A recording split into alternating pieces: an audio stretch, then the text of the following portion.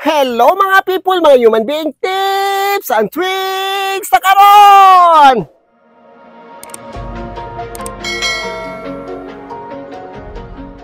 Ito si ma'am, regular tong customer. Matagal ko ng customer si ma'am, siguro mga almost 15 years. Ngayon, pumunta siya sa ibang salon kasi na madalian lang kasi may lakad siya. So ang ginawa niya, pumunta ka sa ibang salon ma'am.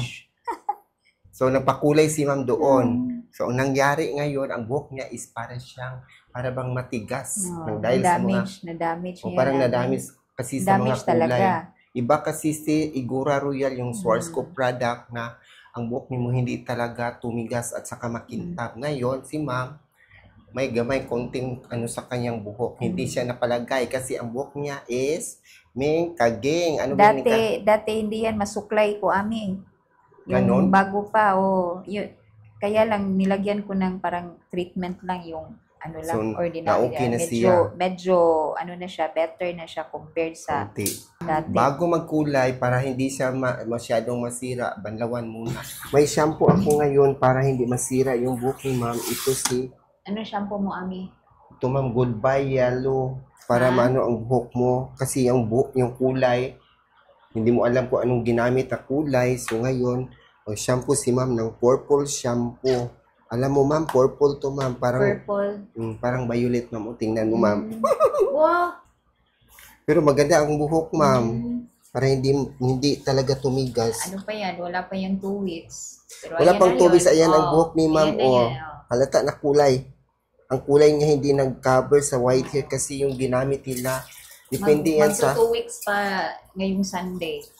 2 weeks pa lang, pero ganyan na ang kulay. Pag hindi niyo alam kung paano mag-mix ng kulay, ganyan ang resulta. Kahit anong medisina, anong gamot na gamitin, bisan pag kahit ordinary na kulay, basta marunong kang mag-mix ng color, problema na, ma'am. Ang problema. Parang hindi kumapit yung color. Hindi kumapit kasi kailangan talaga, ma'am, ang timbangan. Tawag dyan, precise. Saktong-sakto.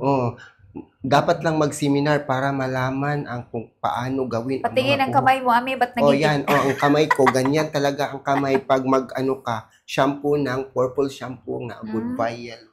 Yan, ma'am, ang buhok ni mo, ma'am, klaro, halata na no. Pag naligo ako, parang... Pag naligo ka, nakita na yung mga puti. Yan, tingnan ninyo. Para siyang wash out ang kulay ni ma'am. Lalo na dito, ang daming mga puti. Super, Ayan, kahit saan ka pang salon, marami kaming mga salon pero hindi lahat expert sa kulay. Hindi naman sa pero palagi kaming nag-update sa seminar. Magkulay ng buhok, dito nakasalalay sa timbangan. So, kailangan ang timbangan sa kulay para maayos yung trabaho mo para yung mag-cover sa mga puting buhok.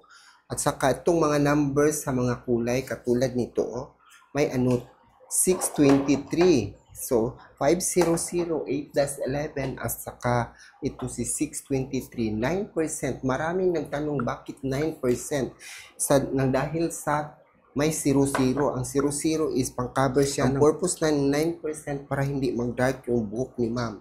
Kasi pag 6% is going dark siya, so pangit naman tingnan pag madark yung buhok, di ba? So 1:1, katulad ng seminar namin, 1/5 dito sa developer at 1/5 din sa kulay. Ang purpose dyan para mag-cover talaga sa mga white hair na buhok. So bago magkulay, spray muna ng porosity balancer. Pwede to siya sa rebonding at saka pwede din sa color.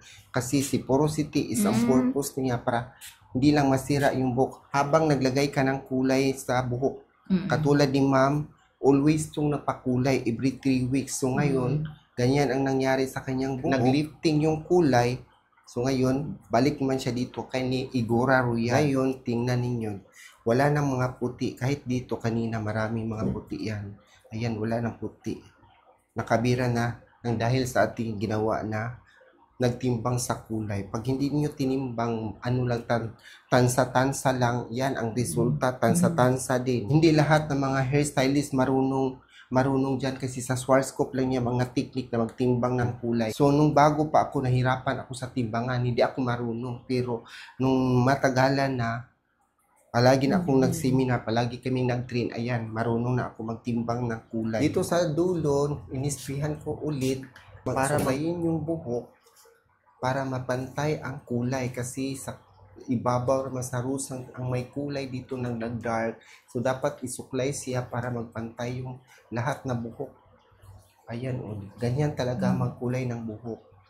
Pwede din mag-full head color, pero pwede rin na isuklay para madalian lang, hindi masyadong matagal. Ibabad yung mga gamot para hindi mag-dry ang buhok. Pwede ito mga 5 minutes, pwede na banlawan pagkatapos.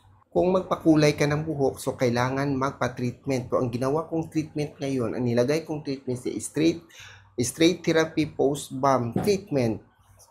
Palagi itong nag-treatment si ma'am, every 2 weeks, every 3 weeks ni si ma'am, or every month siyang nagpakulay. So, pagkatapos niyang magpakulay, magpa-treatment talaga si ma'am kasi para hindi malaglag yung buhok. Katulad nito, so wala nang laglag ang buhok ni ma'am. Ayan, makita ninyo, ang kamay ko, di ba, wala talagang laglag na buhok. Pila ka minutes, 5 minutes lang, 15 minutes ang treatment para magka-penetrate talaga sa buhok para hindi na talaga siya mag-hair fall si ma'am. Ang mag-treatment ng buhok, so dapat hindi matagal, 15 minutes lang kasi pag matagal yan, may chance na ang buhok parang tumigas kasi nasubukan ko na noon na sa buhok ko, nag-treatment ako, matagal ko nang binanlawan, so ang buhok para siyang matigas, nagahi na. So ngayon, experience ko na yan sa sarili ko, so hindi ko na gawin sa mga customer, baka masubukan pa nilang tumigas yung buhok. Ito ang ginamit kong conditioner. Sa lahat na nanonood dyan, pwede kayong bumili sa TikTok, mayroon din sa TikTok sa account ko at mayroon din sa Watson. Ito na ang resulta sa buhok na kinulayan kanina ng covering white hair. Ayan na, oh. Ano sa tingin ninyo? Di ba iba na ang kulay ni ma'am? Super ganda na ang buhok ni ma'am, no? Ayan, malambot na ang buhok ni ma'am nang dahil sa ating treatment. Ganyan talaga ang magkulay ng buhok. Dapat may timbangan ka. So, para insaktong-insakto at saka 1:1 para yung mga puti mawala. Kahit saan-saan ka magpunta, ganun talaga ang trabaho nila. Lalo na pag hindi nila alam kung ano yung timbangan. Anong purpose sa mga timbangan. Malaking tulong ang timbangan sa mga kulay sa buhok. So, ngayon, ito na ang buhok ni ma'am. Super ganda at malambot na. Ayan. Diba? super soft. Super soft na daw ang buhok ni ma'am. Bouncy. Don't forget to subscribe, like, comment below, and thank you for watching. Bye!